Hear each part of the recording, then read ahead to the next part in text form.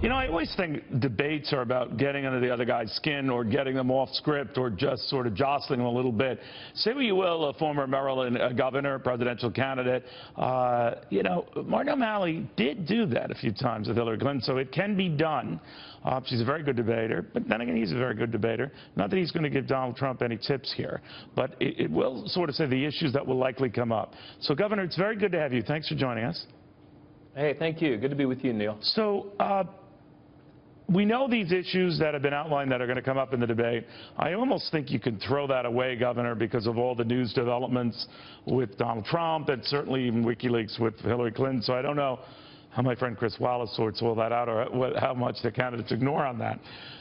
But what do you think? I mean, how will this debate firm things up? There was a number of Hillary Clinton aides on air, off air, saying almost she could sit on this lead and run out the clock.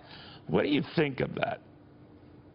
Oh, I wouldn't agree with that advice at all. I think that what Hillary Clinton has the opportunity to do right now is to take this conversation with the voters, and believe it or not, that's what this election's supposed to be, rather than tabloid entertainment.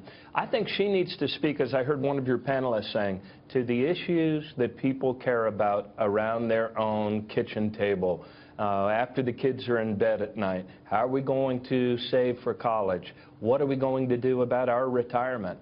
Is your job going to be there in the future? I mean, these are the issues that Hillary Clinton has the ability to talk about now. In ways I think she wasn't able to talk about in the very first debate, or as much as she would have liked to in the second debate. And I'm glad, frankly, they're going to talk about immigration reform. I think there is an argument to be made that one of the drags on wages is forcing 11 million of our neighbors to work and live in the shadow economy. I believe, and there are many studies to support this, that immigration reform will actually be a help to our economy. Well, you might be right about that, but to make wages go up. I raised this, though, because you did in the debates you had with her, and certainly Bernie Sanders did, even after you left the race, that we don't know the real Hillary Clinton on some of these issues, like how she gets along with the banks or what she wants to do to rein them in. She says something quite different to them behind closed doors. Or on trade, when you were calling her on some trade issues, it turns out behind closed doors she might have been open to open and unfettered trade. So I guess what I'm saying here is Donald Trump is going to try to seize on that. There are two Hillary Clintons. Could that come back to bite her? Well, I think everybody, by this point, I chuckle for a second there, Neil. I think everybody knows Hillary Clinton. I think they know her better than almost anybody else in public life. Well, you think you do, right? You think you do, and then you get revelations and emails. I know that are being dismissed because the Russians hacked. I understand that. But they do reveal a different Hillary Clinton, right? Yeah, I'm not sure about that, Neil. I mean, I've read some of these WikiLeaks things from the Russians, and I'm still more disturbed not by what I read by them in the transcripts. I don't think there's really anything so sensational there. I am disturbed that the Russians are breaking into the Democratic Party's headquarters and their emails. But I think those things, look, everybody knows Secretary Clinton has been on the public stage a long time. She has had some issues where she has evolved and changed her mind.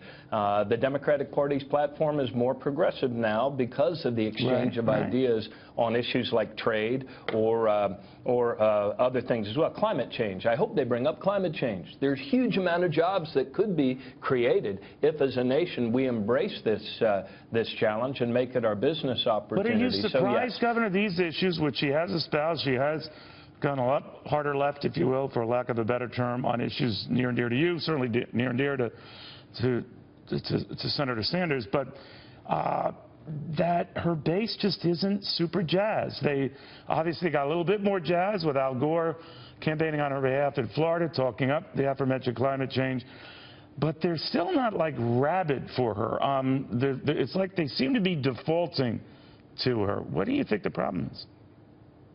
Yeah, look, I've been out there a lot. I've been in Ohio, back to Iowa, New Hampshire, Pennsylvania. After the first two debates, I did see, Neil, an uptick in the excitement among Secretary Clinton supporters, their willingness to actually engage and talk and explain to their neighbors why they are for her. And I think it's because she dispatched Donald Trump so readily in both of those debates. I mean, she appeared to be a commander-in-chief. Many will argue, at least in the second debate, that didn't happen. Many argue it's a one-and-one deal. But leaving that aside, you have seen this what's come out in some of these WikiLeaks. I know you're not keen on yapping about it. I can understand that. But that there was a concerted effort on the part of the Clinton campaign. Give me a try. Here's what I want to know. But on the Clinton campaign, working closely with the Democratic National Committee, to your detriment and to Bernie Sanders' detriment, and that relationship was much cozier than we thought. In retrospect, it's bygones are bygones, I understand.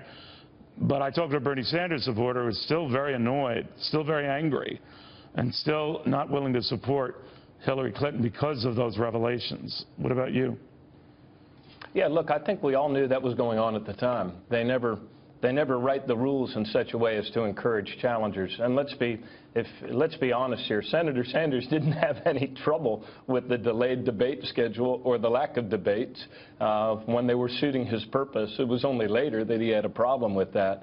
But look, that's all water over the dam. I am supporting Secretary Clinton. And I think after every election you need to look at how we handled our piece of this process. And I think we would have been better served. And I said again and again and again, in fact, very directly to the DNC, look, we should be having more debates. We should not be letting Donald Trump rise on the other side and being totally mum and silent all through the summer. That was cruddy. But look, that was then, and now we're in this conflict now. And I believe Trump is one of the greatest constitutional threats our republic has seen in a long time. And I hope that he is repudiated by the voters. And I don't want him dropping out. I want him to be beaten, and I want him to be beaten badly by right-minded Democrats, Republicans, and independents. So, Governor, this is a news alert here. You're not for Donald Trump. No. I believe this is a choice between freedom and fascism. I'm for Secretary Clinton. Well, that's a little extreme, but we'll see what happens. But, Governor, thank you very, very much. Neil, thank you. Good being with you. All right.